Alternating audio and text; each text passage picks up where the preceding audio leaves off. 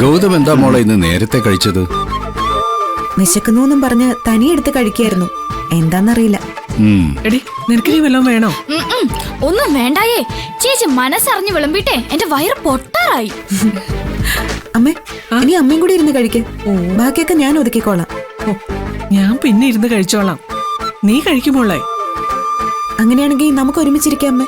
എന്താ അതുപോലെ? എങ്കിൽ പിന്നെ അങ്ങനെ ആയിക്കോട്ടെ. വസു എന്താ അവിടെ തന്നെ ഇരുന്ന് കളഞ്ഞത്? വാ, വന്ന് കഴിക്കേ. എനിക്ക് വേണ്ട.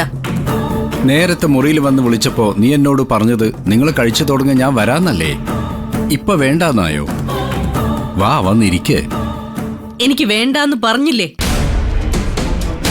എന്തു പറ്റി വസു? വിശപ്പില്ലായ്മ വല്ലതും ഉണ്ടോ? പ്രത്യേകിച്ച് അങ്ങനെ അസുഖങ്ങളൊന്നുമില്ല.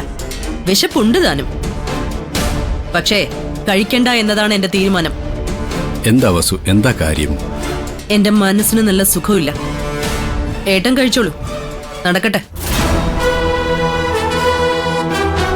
ഒരു നേരമോ ഒരു ദിവസവോ ഭക്ഷണം കഴിച്ചില്ല എന്ന് കരുതി ഞാൻ ചത്തൊന്നും പോവില്ലല്ലോ.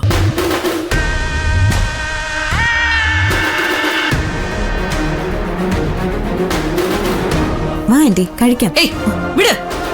എന്തിനാ എന്റെ കയ്യിൽ കയറി പിടിക്കുന്നത്? നിനക്ക് വേണമെങ്കിൽ നീ പോയി കഴിച്ചോളണം. അല്ലാതെ എന്നെ നിർബന്ധിക്കാനും കൈക്ക് പിടിക്കാനും ഒന്നും വരണ്ട.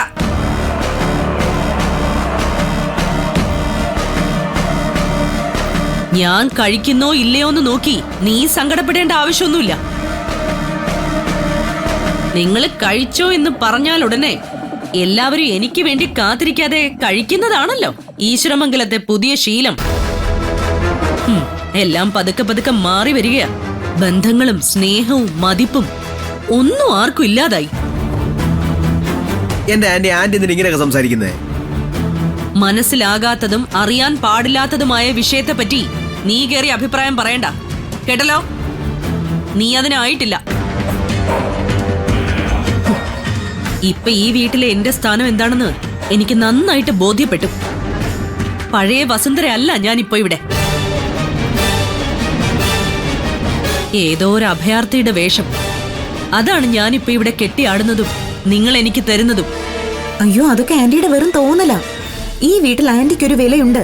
അതാരും കുറച്ച് കണ്ടിട്ടില്ല, ഇനി കാണുകയില്ല. അയ്യോ വേണ്ടായേ. അത്ര വലിയ വിലയൊന്നും കനിഞ്ഞനുഗ്രഹിച്ച് ഈ പാവത്തിന് തരല്ലേ.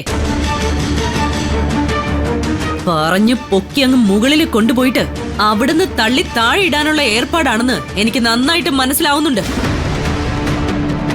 വിലയും നിലയും ഒക്കെ തന്ന് എന്നെ ഒരു മൂലയിലേക്ക് ഒതുക്കി ഇരുത്തിയല്ലോ. മതി, അത് തന്നെ ധാരാളം. ഈ വീട്ടിൽ എനിക്കൊരു സ്ഥാനം ഉണ്ടായിരുന്നു, പരിഗണനയുണ്ടായിരുന്നു. അതെല്ലാം പതുക്കെ പതുക്കെ പോയി കിട്ടി. ആന്റി വെറുതെ ഓരോന്ന് ആലോചിച്ചു കൂട്ടുകയാണ്. ഞങ്ങളുടെ ആരുടെയും മനസ്സിൽ ആന്റിയുടെ സ്ഥാനം ഒട്ടും ചെറുതല്ല. ശരി, അന്ന് ഭക്ഷണം കഴിക്ക്. എനിക്ക് വേണ്ടാന്ന് പറഞ്ഞില്ലേ? ഇനി അങ്ങോട്ട് ഈ വീട്ടിൽ നിന്ന് ഞാൻ പച്ചവെള്ളം കുടിക്കാൻ ഉദ്ദേശിച്ചിട്ടില്ല.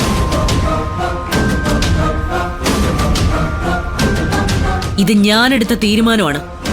എന്റെ ചില വാശികൾ, ചില ആഗ്രഹങ്ങള്, ഇവയൊന്നും നേടാതെ ഞാൻ ഈ വീട്ടിൽ നിന്ന് ജലപാനം പോലും ചെയ്യില്ല, പ്രത്യേകിച്ച് നിന്റെ കൈകൊണ്ട്. പറയുന്നത് കേക്ക്. Vasu please.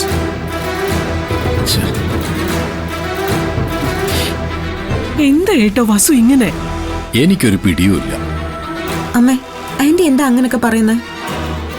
എന്തിനാ ഭക്ഷണം കഴിക്കില്ല എന്നൊക്കെ പറയുന്നത്? ജപ്പാൻ കമ്പനിയുടെ പ്രോജക്റ്റിന് നിധിയുടെ പേര് കൊടുക്കാന്ന് ഗൗതം പറഞ്ഞതിലുള്ള ദേഷ്യമായിരിക്കോ? അമ്മ എന്താ ആലോചിക്കുന്നത്? ഇതെന്താ ഗോപിയിട്ട് നിർത്തിയോ? ഞാൻ വസന്തനോട് സംസാരിച്ചിട്ട് ഇപ്പൊ വരാം.